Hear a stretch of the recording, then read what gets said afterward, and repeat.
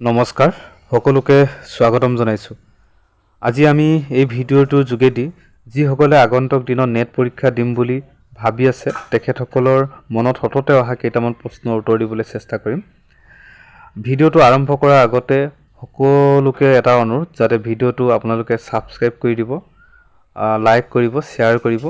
কিবা বিশেষ জানিবলগীয়া থাকিলে তলত থকা কমেণ্ট বক্সত কমেণ্ট কৰি জনাবলৈ নাপাহৰিব। আহকচোন ভিডিঅ'টো আৰম্ভ কৰোঁ। প্ৰথম কথা হৈছে যিসকলে নেট পৰীক্ষা দিম বুলি ভাবি আছে তেখেতসকলৰ প্ৰথম প্ৰশ্নটো হৈছে যে তেওঁলোকৰ মিনিমাম এলিজিবিলিটি ক্ৰাইটেৰিয়া কিমান। মিনিমাম তেওঁলোকে মাষ্টাৰ ডিগ্ৰী পাছ কৰিব লাগিব, MA পাছ কৰিব লাগিব। কিন্তু ইয়াতে এটা কথা জনাই থৈ দিয়াটো ভাল হ'ব যে যদি আপোনালোকে মাষ্টাৰ ডিগ্ৰী ক্লিয়াৰ কৰা নাই, MA ক্লিয়াৰ কৰা নাই, তেনেহ'লে আপোনালোকে যদি MA পঢ়ি আছে আৰু ফাৰ্ষ্ট ছেমৰ যদি ৰিজাল্ট দিছে তেনেহ'লে আপোনালোকে নেটৰ কাৰণে এপ্লাই কৰিব পাৰিব।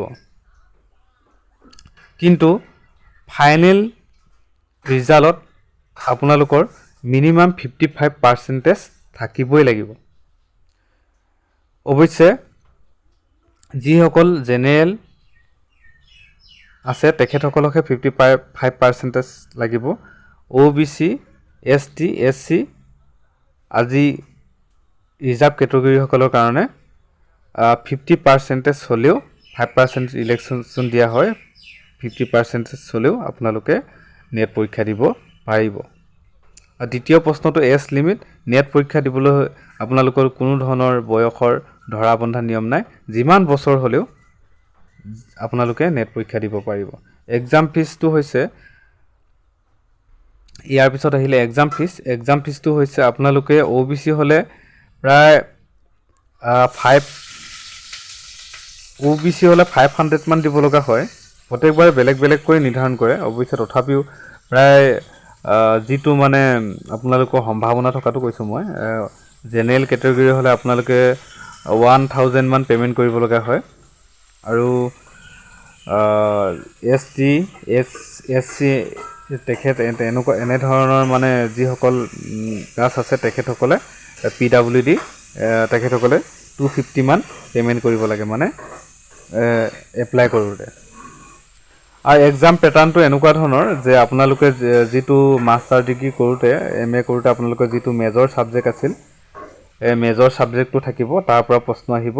আৰু এটা জেনেৰেল পেপাৰ থাকিব, এখন জেনেৰেল পেপাৰ থাকিব। আৰু জেনেৰেল পেপাৰৰ পৰা আপোনালোকৰ প্ৰশ্ন থাকিব সৰ্বমুঠ 50টা আৰু প্ৰত্যেকটো প্ৰশ্নত 2 নম্বৰকৈ থাকিব। মুঠতে 50টা প্ৰশ্নত 2 নম্বৰকৈ আপোনাৰ 100 নম্বৰ থাকিব। আৰু মেজৰ পেপাৰৰ পৰা আপোনাৰ থাকিব 100টা প্ৰশ্ন থাকিব।